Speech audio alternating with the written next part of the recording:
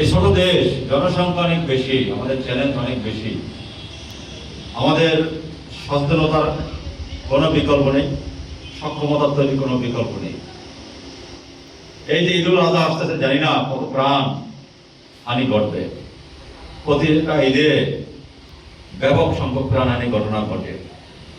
আমাদের চালক যারা, তারা প্রতিযোগিতা করে গাড়ি চালায়।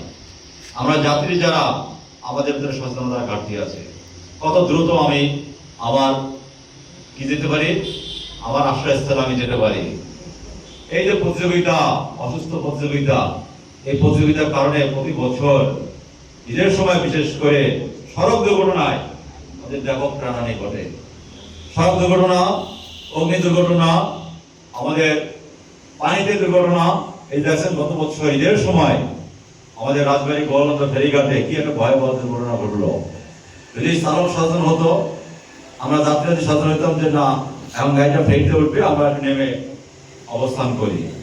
এই সচেতনতার ঘাটতির কারণে, সচেতনতার অভাবে আমাদের কি করতে হচ্ছে, আমাদের ওখানে অনেক প্রাণ আমাদের ধরে যাচ্ছে। আমাদের যানবাহনের পাশাপাশি আমাদের সম্পদের অনেক ক্ষয়ক্ষতি হচ্ছে। আমাদের সাথে আমি নিজে পরবর্তী দিনে একটা আমি এবং উপজেলা নির্বাহী অফিসার মামুন সাহেব একই সময় গিয়েছি। পাশেরটাও একটু পরে আগে গিয়েছি। ঘর পড়ে গেছে, সেখানেও আমরা মোটামুটি এই শহরের মধ্যে আমরা খুব কাছাকাছি দুজন বসবাস করি। আজকে আমি না দেখেন আমার হাতটা কিন্তু ঠান্ডা।